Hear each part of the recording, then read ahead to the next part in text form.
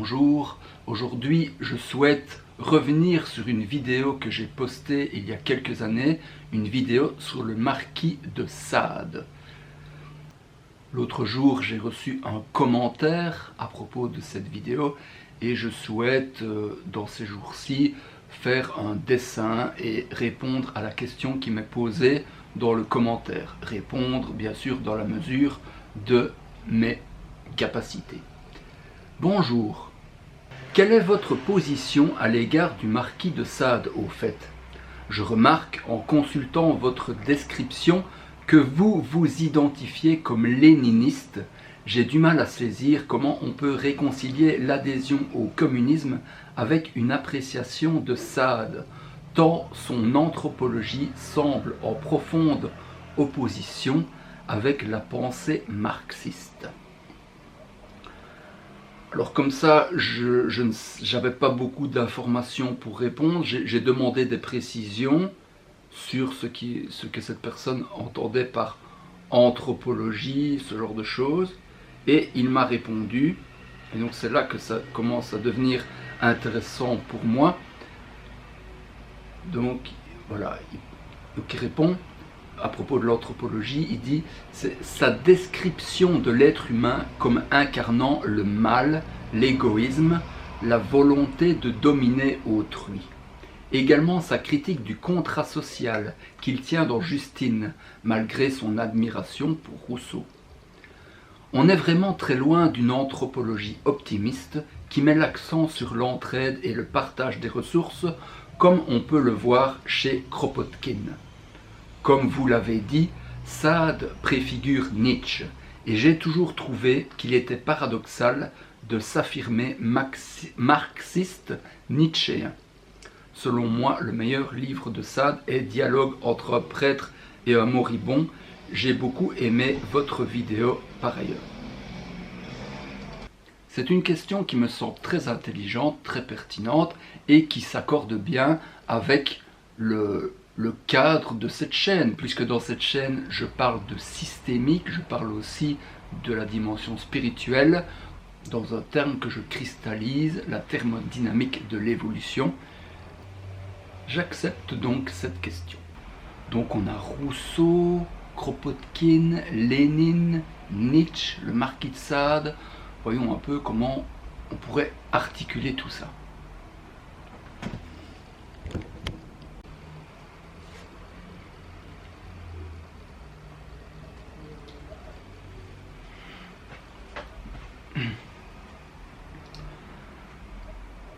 Voilà, j'ai un peu réfléchi, j'ai quelques dessins, mais je ne suis pas sûr que je vais vous les montrer. J'ai cherché une vidéo de Philippe Solers qui mettait en contraste le marquis de Sade et Jean-Jacques Rousseau, en disant que le marquis de Sade était l'anti-Rousseau, comme l'antidote à Rousseau. Mais je n'ai pas trouvé cette vidéo, j'ai cherché pendant des heures, apparemment elle a disparu. J'avais vu cette vidéo il y a à peu près 7 ans.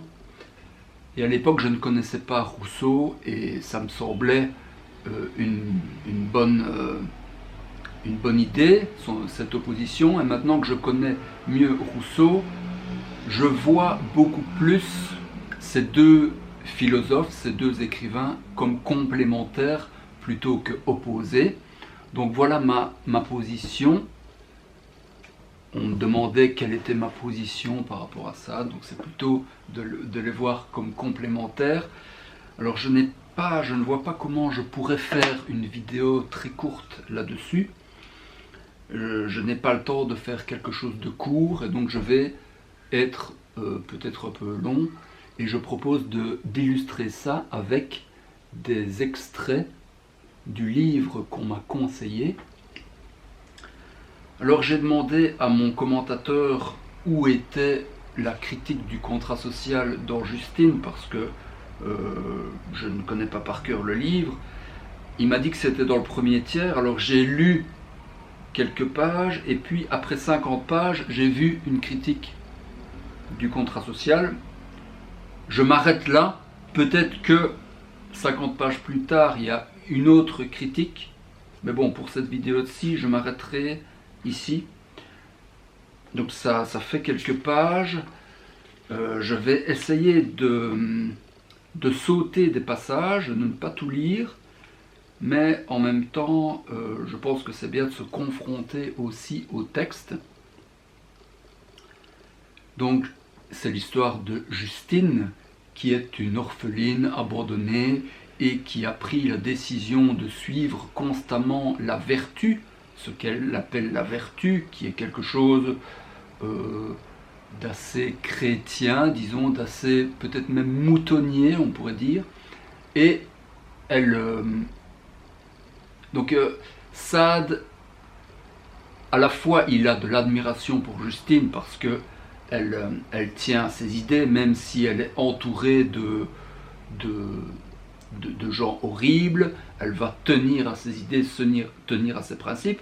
Donc je pense que Sade la respecte pour cela, mais en même temps, elle a des raisonnements un peu d'un autre temps. Par exemple, elle dit qu'il faut suivre la vertu pour mériter le ciel et des choses comme ça, ce que Sade ne peut pas supporter. Donc je pense qu'il a une ambiguïté par rapport à Justine qui fait que le roman est intéressant.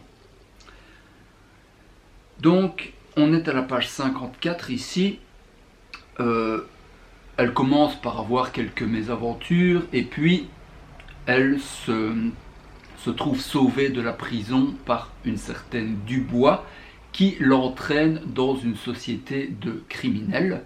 Et Justine est alors dans cette société de criminels et elle subit des avances assez insistantes et on pourrait dire violentes de la part de Cœur de Fer qui lui fait tout un discours pour lui expliquer ce qu'il faut faire. Alors c'est juste l'introduction, mais je vous lis quelques phrases comme ça. Cœur de Fer s'échauffait en exposant ses perfides maximes, et je le vis bientôt dans l'état où il m'avait si fort effrayé la veille.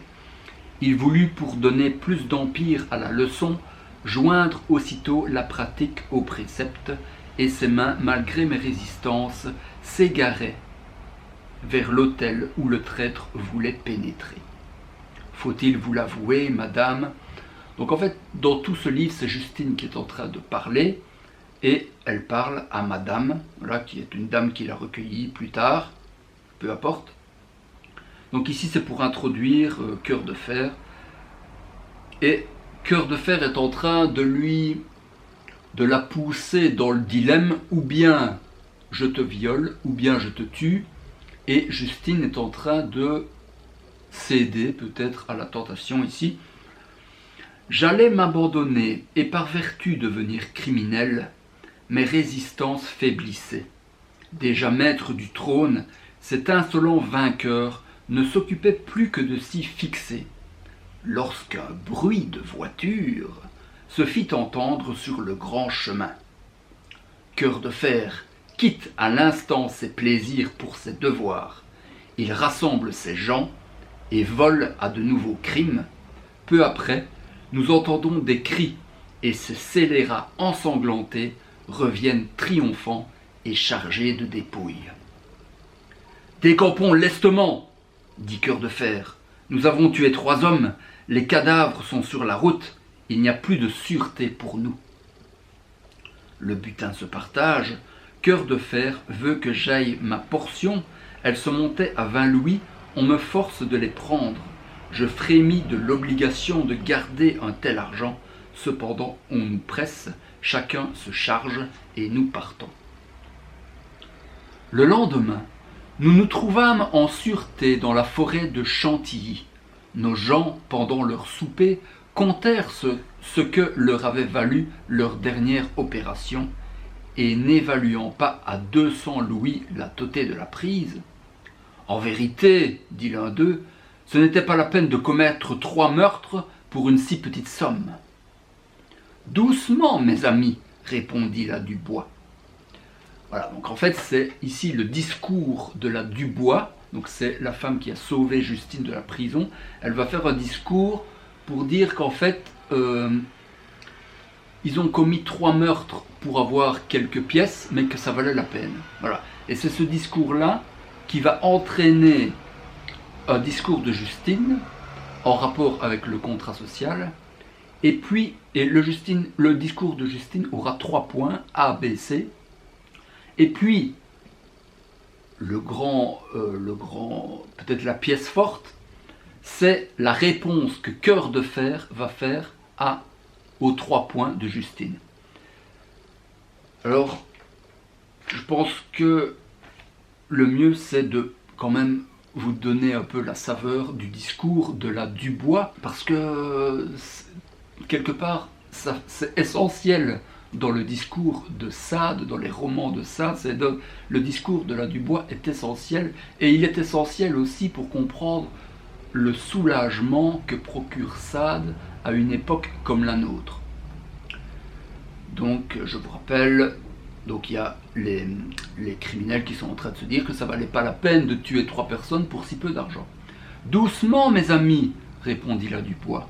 Ce n'est pas pour la somme que je vous ai moi-même exhorté à ne faire aucune grâce à ces voyageurs. C'est pour notre unique sûreté. Ces crimes sont la faute des lois et non pas la nôtre. Tant que l'on fera perdre la vie aux voleurs comme aux meurtriers, les vols ne se commettront jamais sans assassinat. Les deux délits se punissant également, pourquoi se refuser le second dès qu'il peut couvrir le premier? Où prenez-vous d'ailleurs, continua cette horrible créature, que 200 louis ne valent pas 3 meurtres? Il ne faut jamais calculer les choses que par la relation qu'elles ont avec nos intérêts. La cessation de l'existence de chacun des êtres sacrifiés est nulle par rapport à nous. Assurément, nous ne donnerions pas une obole pour que ces individus-là fussent en vie ou dans le tombeau. Conséquemment, si le plus petit intérêt s'offre à nous avec l'un de ces cas, nous devons, sans aucun remords, le déterminer de préférence en notre faveur. Car dans une chose totalement indifférente, nous devons, si nous sommes sages et maîtres de la chose, la faire indubitablement tourner du côté où elle nous est profitable, abstraction faite de tout ce que peut y perdre l'adversaire. Parce qu'il n'y a aucune proportion raisonnable entre ce qui nous touche et ce qui touche les autres, nous sentons l'un physiquement, l'autre n'arrive que moralement à nous, et les sensations morales sont trompeuses. Il n'y a de vrai que les sensations physiques. Blablabla, je passe un peu. Elle parle ensuite, elle se pose en contraste, elle dit « Nous sommes les gens raisonnables, et ceux qui ne pensent pas comme nous sont des sots ». Elle parle du défaut de réflexion, les maudits préjugés dans lesquels on nous a élevés, les vaines terreurs de la religion ou des lois. Voilà ce qui arrête les sots dans la carrière du crime. Voilà ce qui les empêche d'aller au grand. Mais tout individu, rempli de force et de vigueur, doué d'une âme énergiquement organisée, qui, se préférant comme il le doit aux autres, saura peser leurs intérêts dans la balance des siens, se moquer de Dieu et des hommes, braver la mort et mépriser les lois, bien pénétré que c'est à lui seul qu'il doit tout rapporter. Je passe un peu, je demande, quel est l'homme raisonnable qui ne préférera pas ce qui le délecte à ce qui lui est étranger, qui ne consentira pas à commettre cette chose étrangère dont il ne ressent rien de fâcheux pour se procurer celle dont il est agréablement ému. Alors là, je disais que ce genre de discours peut soulager parce que, en fait, ce genre de discours est rarement exposé dans notre société, mais pourtant, il est souvent appliqué. Il y a des massacres de masse sans cesse. Et par exemple, on pense à Hiroshima. Eh bien, ceux qui ont enclenché la bombe d'Hiroshima avaient un peu ce raisonnement-là. Mais évidemment, ils ne vont pas le dire au grand jour. Ceux qui vont dire au grand jour, ce sont des discours bien pensants. C'est un discours antisocial, mais antisocial, il y a aussi certaines situations qui obligent à être antisocial. Par exemple, si je suis un juif et qu'on m'emmène à Auschwitz, je serais forcément un peu antisocial par rapport aux Allemands qui m'ont capturé. J'appartiens à une société injuste et c'est normal de me replier dans l'égoïsme quelque part.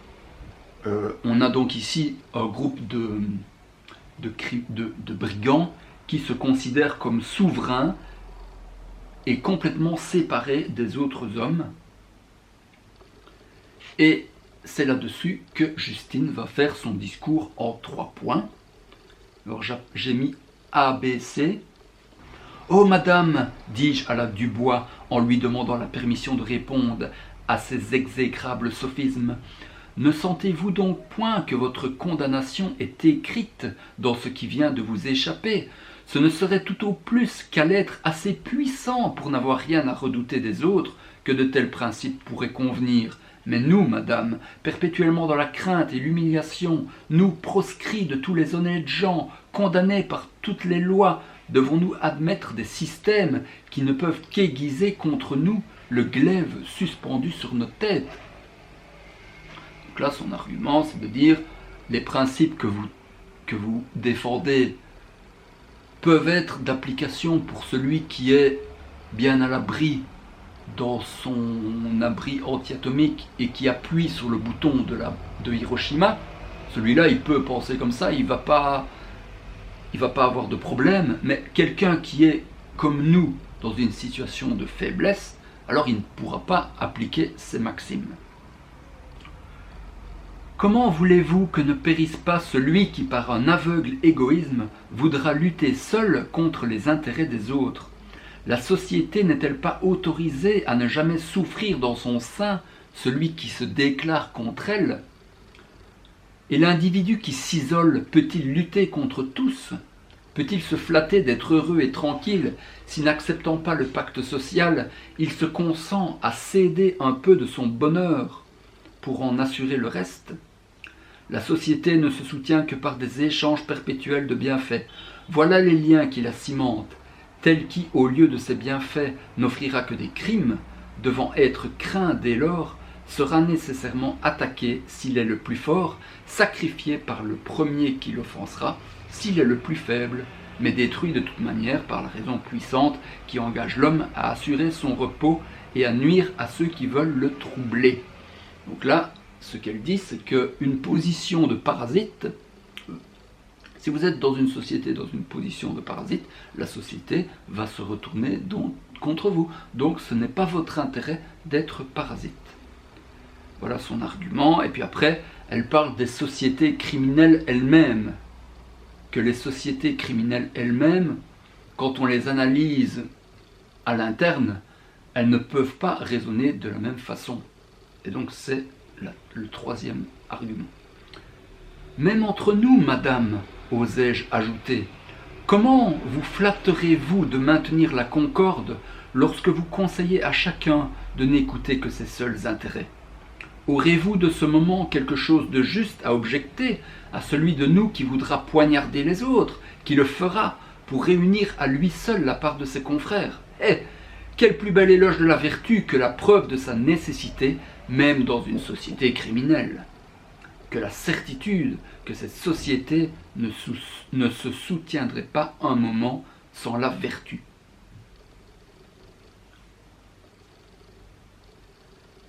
C'est ce que vous nous opposez, Thérèse. Donc en fait, elle s'appelle Justine, mais elle se fait appeler Thérèse pour ne pas qu'on la reconnaisse. C'est ce que vous nous opposez, Thérèse, qui sont des sophismes, dit Cœur de Fer, et non ce qu'avait avancé la Dubois. Ce n'est point la vertu qui soutient nos associations criminelles, c'est l'intérêt, c'est l'égoïsme. Il porte donc à faux cet éloge de la vertu que vous avez tiré d'une chimérique hypothèse. Ce n'est nullement par vertu que, me croyant, je le suppose, le plus fort de la troupe, je ne poignarde pas mes camarades pour avoir leur part. C'est parce que, me trouvant seul, alors, je me priverai des moyens qui peuvent assurer la fortune que j'attends de leur secours. Ce motif est le seul qui retienne également leurs bras vis-à-vis de moi. Or ce motif, vous le voyez, Thérèse, il n'est qu'égoïste. Il n'a pas la plus légère apparence de vertu. Alors ici, il y a une ambiguïté sur le mot vertu. De quoi parle-t-on quand on parle de vertu? Ici, vertu est opposé à égoïsme. Donc vertu, ce serait l'altruisme qui s'oublierait lui-même et qui couperait les amarres par rapport à l'égoïsme. Et là, je pense, même si le discours est un peu inhumain, qu'il faut quand même être d'accord avec Cœur de Fer. S'il fallait choisir entre la vertu ainsi définie et l'égoïsme, il vaudrait mieux choisir l'égoïsme. Maintenant, Cœur de Fer va répondre à la deuxième partie, à l'autre argument de Justine. Donc c'est l'argument du parasitisme, que le comportement parasite n'est pas favorable aux parasites parce qu'il va déclencher les fureurs de la société. Celui qui veut lutter seul contre les intérêts de la société doit, dites-vous, s'attendre à périr. Ne périra-t-il pas bien plus certainement s'il n'a pour y exister que sa misère et l'abandon des autres? Ce qu'on appelle l'intérêt de la société n'est que la masse des intérêts particuliers réunis, mais ce n'est jamais qu'en cédant que cet intérêt particulier peut s'accorder et se lier aux intérêts généraux. Or, que voulez-vous que cède celui qui n'a rien?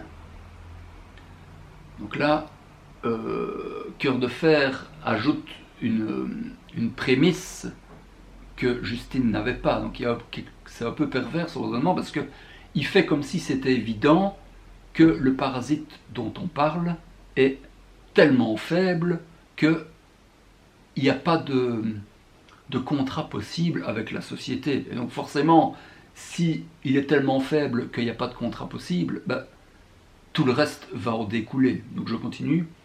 S'il le fait, donc s'il cède, s'il fait le contrat avec une société injuste, en gros, s'il le fait, vous m'avouerez qu'il a d'autant plus de tort qu'il se trouve donner alors infiniment plus qu'il ne retire.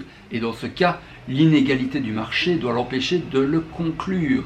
Pris dans cette position, ce qu'il reste de mieux à faire à un tel homme n'est-il pas de se soustraire à cette société injuste pour n'accorder des droits qu'à une société différente, qui, placée dans la même position que lui, ait pour intérêt de combattre par la réunion de ses petits pouvoirs la puissance plus étendue qui voulait obliger le malheureux à céder le peu qu'il avait pour ne rien retirer des autres.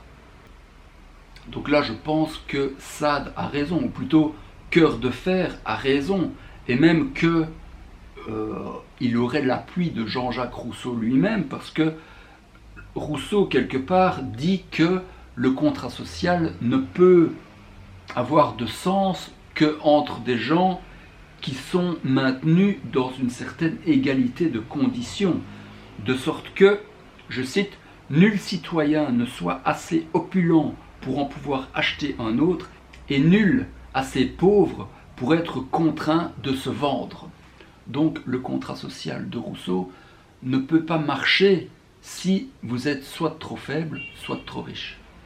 Soit trop pauvre, soit trop riche. Donc là, concernant les deux arguments qui ont été avancés, donc je rappelle, le premier, il y avait une ambiguïté sur le mot vertu, et là c'est vrai que Rousseau lui-même est ambigu sur le mot vertu, parce que parfois il utilise le mot vertu dans un sens altruiste, parfois c'est vertu renoncement, parfois c'est vertu qui recherche son propre bienfait, mais alors ce n'est plus la vertu altruiste. Rousseau est ambigu, et Sade va faire un pas plus loin, il tranche toute ambiguïté en attribuant au mot vertu systématiquement quelque chose, une connotation négative. Ici, on peut rapprocher le concept de vertu sadien du concept marxiste d'opium du peuple. Donc les puissants disent aux faibles, soyez vertueux, travaillez, ne réclamez pas plus que ce qu'on vous donne, ce genre de choses. C'est ça la vertu, c'est ça l'opium du peuple, c'est quelque chose qui endort les travailleurs, qui endort les faibles. C'est une vertu qui est d'une certaine manière le contraire de la vertu. Et pour le deuxième argument, Sade, l'argument de cœur de fer ici, c'est de dire que si vous êtes faible, vous n'avez pas intérêt à faire, si vous êtes très faible, vous n'avez pas intérêt à faire un pacte social avec des gens qui sont plus forts que vous et qui ne vont pas vous donner l'équivalent de ce que vous allez donner vous-même. Dans le cas d'une société où il y a une sécurité sociale, etc., on comprend que le faible ait intérêt à s'associer, mais dans le cas d'une autre société, d'une société injuste, effectivement, le faible n'a pas intérêt à s'associer. Donc sur ces deux points, sur ces deux arguments, je pense avoir montré que Sade et Rousseau convergent, qu'ils attaquent le même ennemi. Maintenant, voyons le troisième. Donc il était en train de dire que il n'y avait pas à s'associer avec la société. Mais il naîtra, direz-vous, de là un état de guerre perpétuelle. Soit, n'est-ce pas celui de la nature? N'est-ce pas le seul qui nous convienne réellement? Les hommes naquirent tous isolés, envieux, cruels et despotes, voulant tout avoir et ne rien céder, et se battant sans cesse pour maintenir ou leur ambition ou leur droit. Alors là, on pourrait dire, ah ben, regardez, là, il est en train de donner une anthropologie qui est totalement pessimiste, alors que Rousseau donne une anthropologie optimiste, et donc ce n'est pas compatible.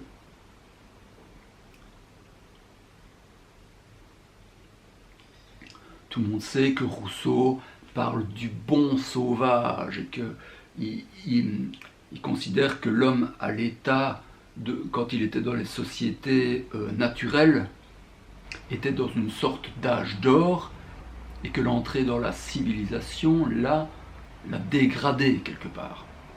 Mais là, je crois aussi que Rousseau et Sade sont d'accord, parce que quel est le bon sauvage pour Rousseau? Qu'est-ce que c'est un bon sauvage? Est-ce que c'est un mouton qui accepte de se faire dominer par des personnes plus fortes que lui? Non, pas du tout. Rousseau a vécu à l'époque où on redécouvrait les Indiens d'Amérique, ce genre de choses, et ce sont là les bons sauvages. Ce sont des gens qui sont quelque part indomptables et qui ne supportent pas la domestication européenne. Je vous cite un extrait de Rousseau.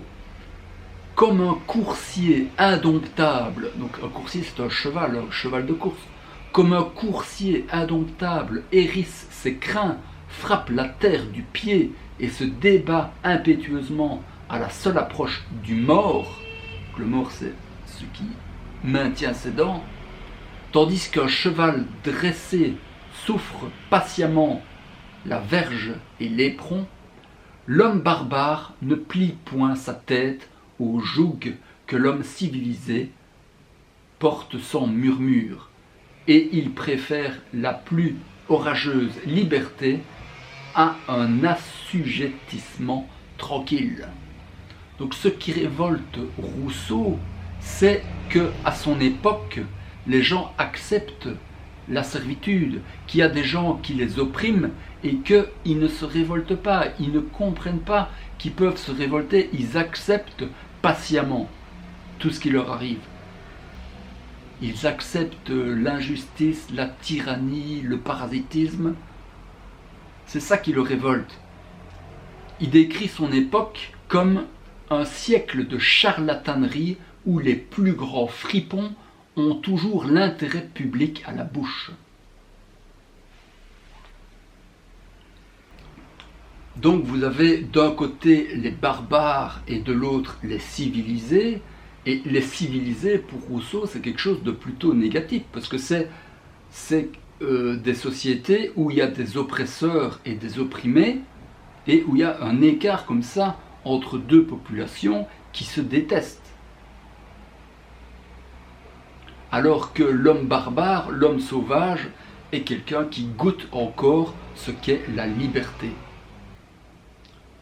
Et donc si on regarde l'homme sauvage, le bon sauvage, comme cela, Ben, les mots de Sade peuvent concorder. On parle de les hommes naquirent tous isolés, envieux, cruels et despotes.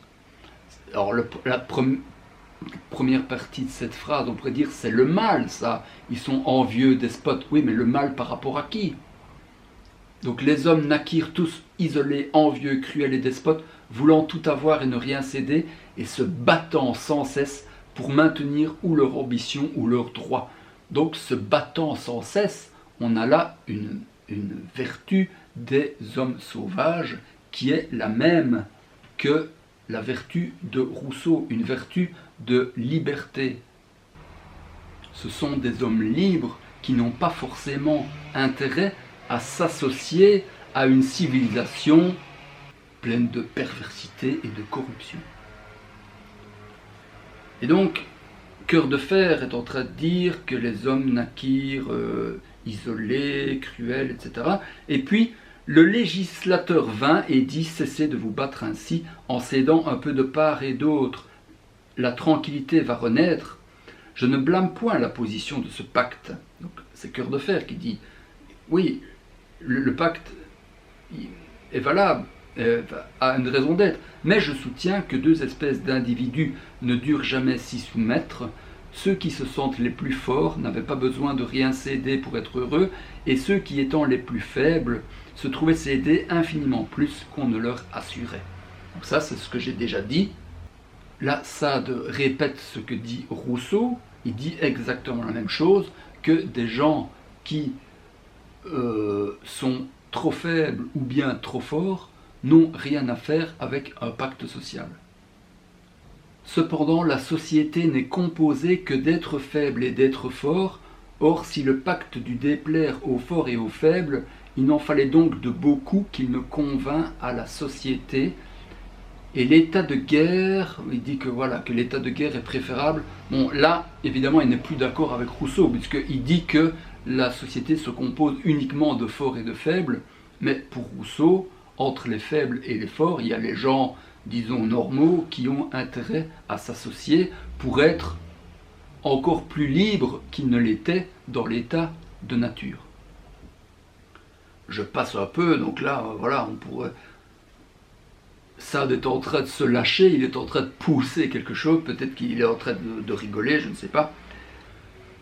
Donc je termine le discours de Cœur de fer. Donc il est en train de récapituler les options qui sont à disposition de quelqu'un qui est faible et sans le sou dans une société.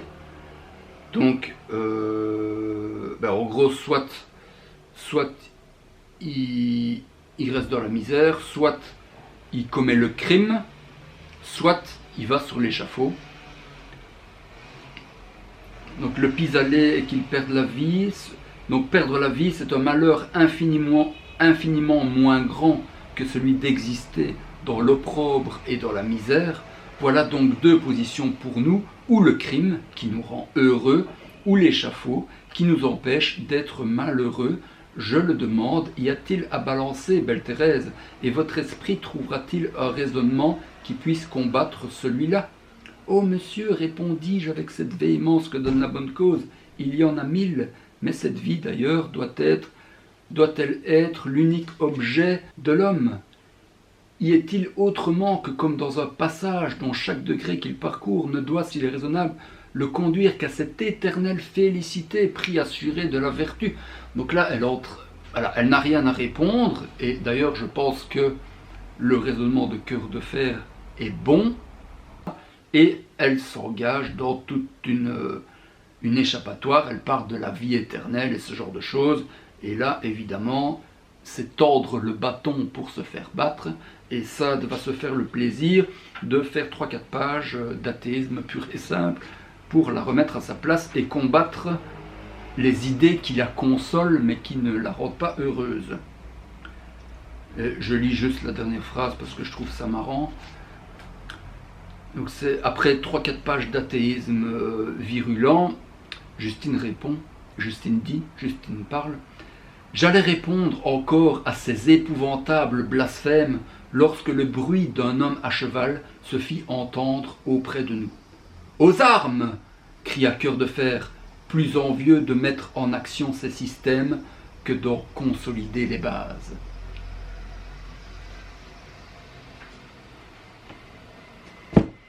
Je ne sais pas comment conclure. Voilà, donc vous me demandiez, cher monsieur, ma position sur Sade, son anthropologie pessimiste-optimiste. Et je pense que ce n'est pas déterminant de savoir si on a une anthropologie optimiste ou pessimiste. D'ailleurs, l'optimisme me semble toujours le pendant d'un certain pessimisme. L'un ne va pas sans l'autre. Et ce qu'on appelle l'optimisme de Rousseau, c'est en fait la foi qu'il a en l'être humain, en la nature de l'être humain, que l'homme est bon par nature. Et quelque part, le pessimisme de Sade me semble dire la même chose en disant qu'on est né comme des tigres dans un bois.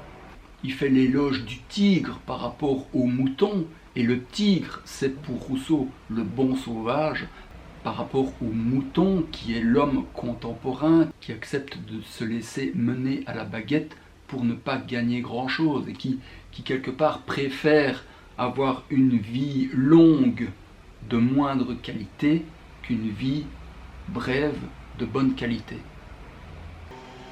Quant à Lénine, il est à la fois lui aussi optimiste et pessimiste.